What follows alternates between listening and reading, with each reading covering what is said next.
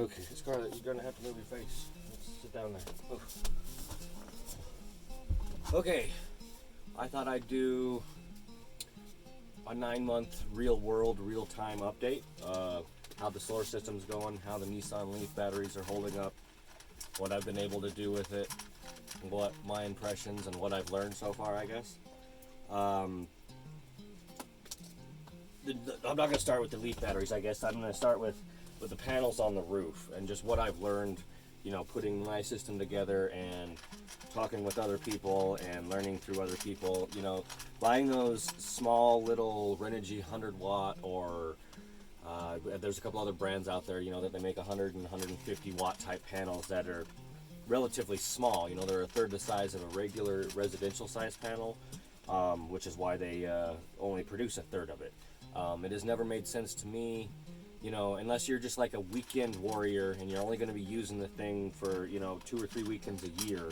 It doesn't make any sense to buy those little hobby panels, is what I call them. They're toys. They're meant for remote controlled cars and stuff that kids can build. They were never meant to fully sustain even one person, let alone a family or more, in an actual off-grid situation. That's just not what they were designed for, and people never get told that, and they never learn that, so they go to Home Depot and they say brands like Renogy, and they're like, oh, okay, let's buy that must be the good one. And and for a weekend once or twice a year, that would be perfect. You don't need anything to sustain yourself any longer than that. But I'm talking about people building a residence out of whatever, a bus, a shipping container, a tiny house from scratch or whatever. That it's going to be their residence. So why not put residential panels on your residence? It never made sense to me why people want to keep buying those.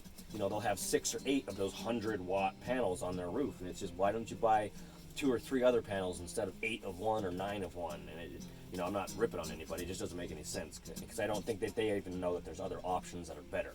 They go to Home Depot or wherever, Amazon, and the only brand names that they see are the Renogy and the very popular ones that are probably more expensive, but more expensive than, what are you whining at? More expensive than, those would never be cheaper, and it doesn't work out how many of them you buy. That's not how the math works there.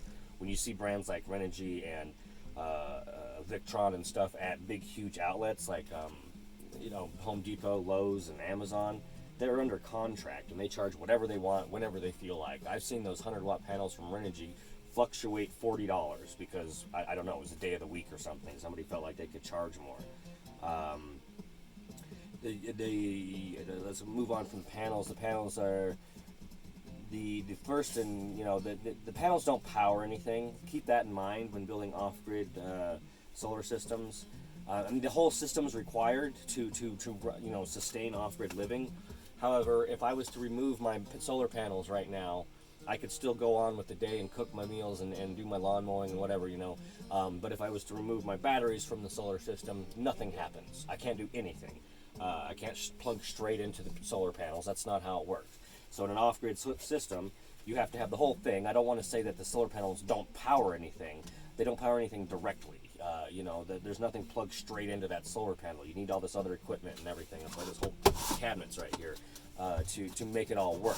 But theoretically, the batteries are what are powering it. And the reason I say that is because if you're going to spend more, if you've got your budget for solar and you're down to your last couple $100 or whatever, and you're like, should I buy another solar panel or should I buy a few more batteries?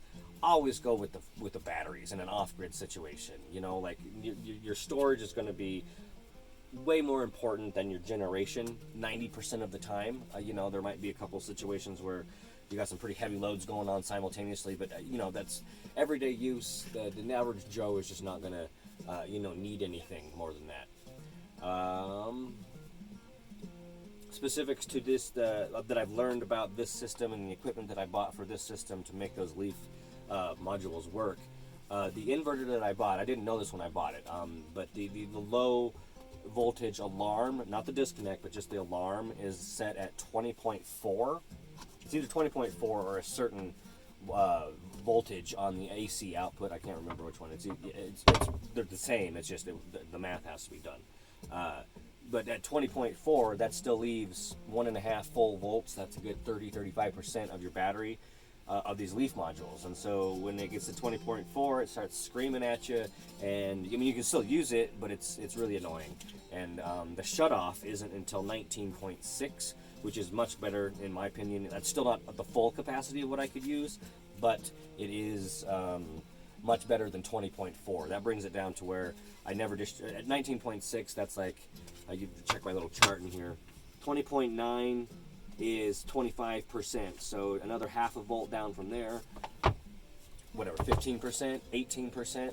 I don't think I'd want to discharge my batteries past that anyway. I can, it's lithium ion, but that just, you know, is hard on the batteries, and just depleting them that much every single day, well, A, is just not needed. You know, if you've got a solar system that you're doing that every single day, and you need that every last watt every day, and you're waiting for the sun to get up in the morning to, you know, do whatever you're needing to do, that's you need a battery issue. You need more batteries.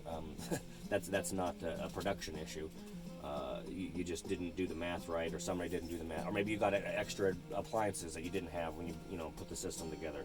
I'm looking at an electric oven and convection oven that's going to definitely change my needs, you know, but it's also going to allow me to cook without having to start an actual fire. The panels, back to the panels, there's companies out there that are making strides to make this better, but I have talked to UPS, FedEx, DLH or DHL, whatever those guys are called, and there really isn't a standard of shipping yet to ship a solar panel economically. They pretty much want as much to ship a panel as it costs to buy it or manufacture it. You know, you go find a 300 watt panel, somebody wants $180 for it, they're going to charge you $140 to ship it. I've said this before in videos, but that's logically just, you know, it's a huge sheet of glass. Nobody wants to pack that. Nobody wants to insure that through their company. Nobody, you know, it's the worst possible kind of package for those companies to handle. And so you bet they're going to charge as much as they can. However, I have found definitely over the last 2 years of putting this all together and talking with people that sourcing your residential size solar panels from a local, you know, residential installation company, a grid type, not off grid. Don't go looking in your Yellow Pages or Google for Yellow Pages. That dates me. Nobody knows what a Yellow Page is anymore. Nobody's going to go and find on Google an off-grid solar store and right next to them. You know, those don't even exist very often. The closest one that I know is 2.5 hours away from me. You know, that's just not part of the industry yet, and so it's coming. It just isn't here. So look up grid-tied solar installers, either way. They're going to have the resources in the network, and I won't guarantee it, but 9 times out of 10, the phenomenon of their extra panels piling up one after another from surplus from a job site, you know, they might have 1 or 2 extra panels because the math got done wrong or whatever. It's hard to match those up with new systems because the list of regulations for a grid-tied solar system is like this big, and it's non-existent on an off-grid system. I'll get into that in a minute, but they have to do a lot of jumping through hoops and regulations and licensing and everything to do those grid-tied solar systems. And if you want to know the really specifics of all how they end up with those surpluses, go back to my first video, I think, on this channel, and I explained that the top secret one, the one with the title, or top secret in the title. Anyway, the panels are, you're going to have much better luck, you know, locally, and they might even have mounting options for you. You know, I went to the one locally here just for that. I already had one panel. When I built the system, I was planning on having one panel, but when I went out to that local installation company, they're like, yeah, we have some rails, but do you need any panels? And I was like, well, I don't know. What do you got? You know, I wasn't really planning on it. And I ended up buying for $100. I got a 285 watt Solar World panel and all the professional residential solar mounting rails and clamps and bolts and everything, feet, for both panels for $100. And, you know, I couldn't say no. The guy would have given me 6 more of those panels had I had room to haul it off. I was driving an '04 Jetta at the time, and it was dangerous enough to put one on the top of that and drive the 30 miles home.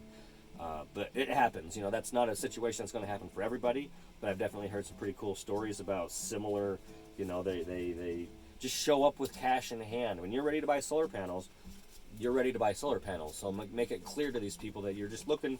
You have a small off-grid project. You can tell them you're building a bus or an outhouse or a greenhouse. It doesn't matter to me. They don't care. They just want somebody to buy those surplus panels. I'm going on and on about this, but there's more details in the first video, like I said. Sourcing them panels are definitely going to save you a headache and shipping costs and waiting, and you can physically see what you got and if it's going to fit or whatever. Back to the inverter alarm, I got sidetracked on that because I didn't want to go past the panels. The inverter alarm is, I tell people about it, and I tell them that it's easily modified. It does involve taking the case off the inverter itself, which is all you have to do, and then you take a little, it looks like a tiny little black plastic speaker, like the size of a dime, and all I did was take the top off of it so it disconnected the circuit so that beeping doesn't happen. What that does is it's not any more dangerous because that was only the alarm. The disconnect is still at 19.6, and it'll still shut the whole thing down and not let anything happen at 19.6. But between 20.4 and 19.6 is a good 10 to whatever 15% of your overall capacity, and it's really nice to be able to use that without being screamed at by your inverter. So all I did is it took 5 seconds. There's a video on my Instagram. Maybe I should try to link that here or something. About how I did that. It took 5 seconds. I took the lid off. It took longer to take all the screws off and take the lid off the case than it did to actually do the modification. But problem solved. Put it all back together. I can now go to 19.6 without any sort of beeping. It made life a little bit easier and definitely more worthwhile. I can't say that that's going to work on every inverter brand. The Reliable Electric definitely all has that same equipment, has that same beeper, has that same alarm and shutdown system. So I don't know what other companies have. I haven't taken any of those apart. I don't know. So I won't speak on that. Okay, so let's get into what these batteries have done for me, how they've performed, how they've not performed, or how they've lasted, what they look like now after I pretty much put them through the ringer, every ringer that I've got at least. My list of power tools I add to every once in a while, but I have successfully used my 14 amp chainsaw to cut logs bigger than my head. I have videos of my 13.5 amp lawnmower that's 21 inches wide, 13 amps, 110. That's obviously videos. You can see that. No problem there. The rototiller is even smaller. The chainsaw is by far the biggest one, and so all these are actually smaller draws than the last one, so it's not too impressive. But the mower was 13.5 amps. The rototiller is 12.5 amps. The weed whacker is 11 amps. There's a couple of water pumps that I was looking at for exterior showers that were somewhere around 3 and 4 amps.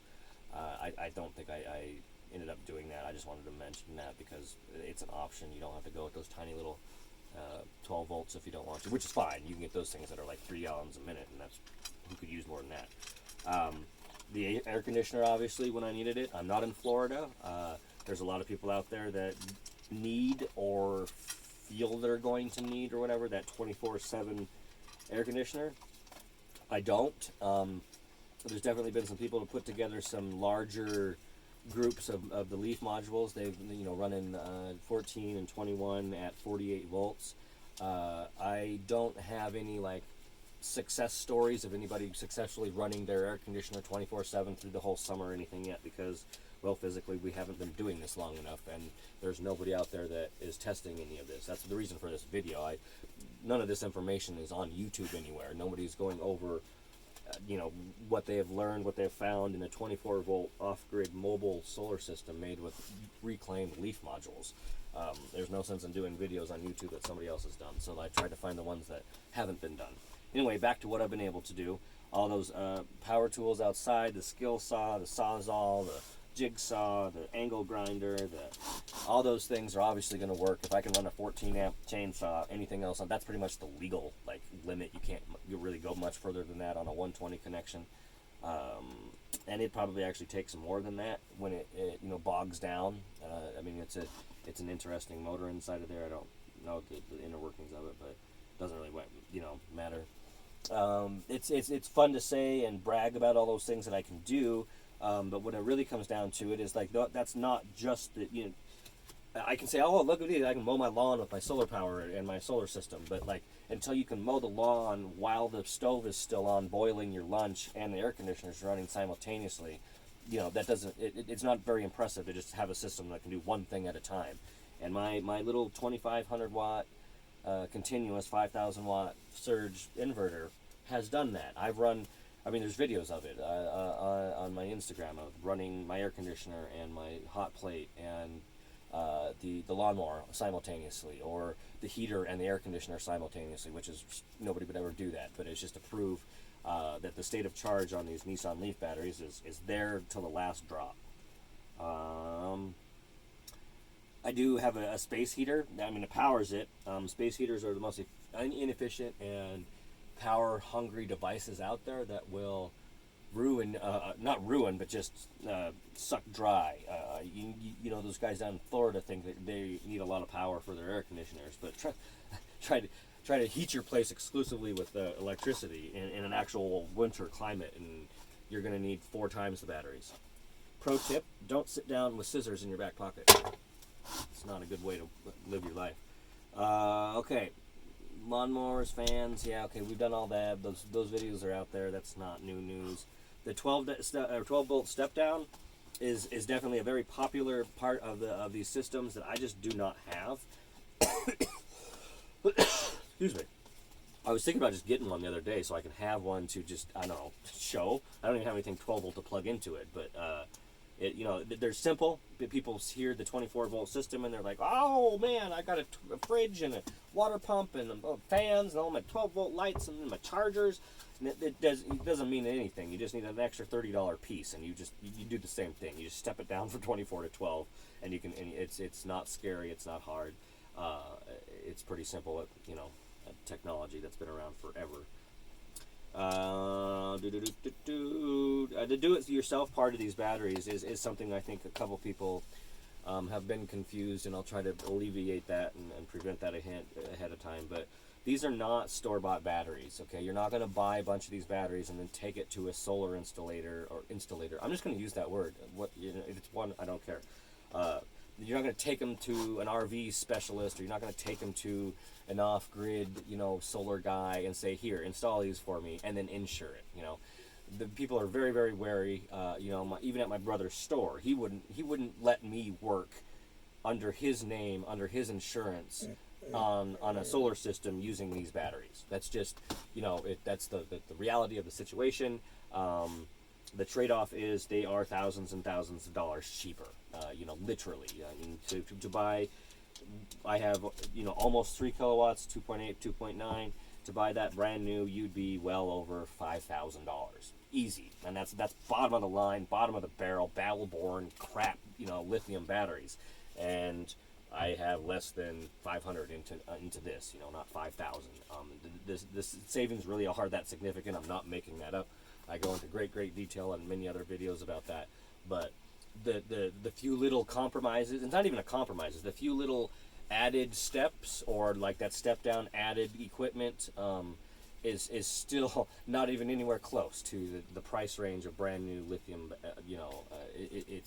It's almost to the point where it's unethical to buy brand new. There's all these cars running around that didn't get totaled, or they get worn out, or whatever. The battery modules in those cars don't power the car anymore, but they sure as hell will power my charge controllers, or not my charge controller, my lawnmowers, or my speakers, or my cooktop. They've got decades and decades of life left to do those kinds of things. So when you know that there's hundreds of thousands of those modules, lying in the stockyards or wherever in wrecked cars and whatnot, because the Leaf has been the #1 selling electric vehicle for a decade now. When you know that those are all out there, and then you do the price comparison, and you go, okay, I need an extra little step-down box. Oh, it's a 24-volt system. That doesn't really matter. If anything, that makes my life easier and cheaper. Don't have to run a heavy wire. So that is really the only two things. That you got a 24-volt system, so you need a 24-volt inverter, and then all your 12-volt appliances and gadgets need to be stepped down. And that's really it. Until you get to the actual wiring of the batteries together, there's one extra step that you wouldn't do with a normal store-bought off-the-shelf, and that's just because we have to use them in groups of 3 instead of groups of 2. So That's a different video that I've already covered all that. I just wanted to I don't know, reiterate, I guess, the availability of it and the moral and ethical parts of this. I didn't know that and didn't need to know that when I started this whole project, but when he's learning, 2 years into this, there's a lot of those modules out there, and there's a couple people that I've been talking to that like didn't quite know what they were doing and completely ruined 3 or 4 of their modules. Hooked their controller up before they had the parameters set, come back 3 hours later and their batteries have gone from this thin to this thin or thick. Even on a catastrophic failure level like that, they bought all brand new modules and are now running and still haven't come anywhere close to the amount of money that they would have spent on brand new batteries. Think of it as a trial and error. Think of is it a much cheaper way to accidentally make a mistake? Not that you want to do that, but like those people that burnt those batteries, they didn't burn. They didn't catch on fire. They didn't blow up. They didn't burn anything down. They puffed up a little bit, a lot. I won't sugarcoat that, but these are lithium batteries. They don't fluctuate like a lead acid battery. You don't charge it when it says 8.3. It means 8.3, not 8.35, not 8.4. You can't get greedy. That's when danger starts happening. But that's why you have the charge controller. Those are pieces of technology that were written and designed for that. I'm carrying on way too long here. A couple of things I've learned about people and the solar industry. I don't, talking down doesn't do any good for anybody, but grid-tied solar installers, are very, very eager to help and want to help, but what they do is completely night and day difference than off-grid. They don't realize that a lot of the time. I'm trying not to step on anybody's toes here, but I've definitely talked to 3 or 4 certified master electricians that had absolutely no clue what the difference is between off-grid and a grid-tied solar was. They are extremely knowledgeable, and they've gone through years of training and journeyman-ness and schooling and blah, blah, blah, blah, blah. But they deal with a constant current. If they walk into a building and put their meter in an outlet and get anything but 118 to 120,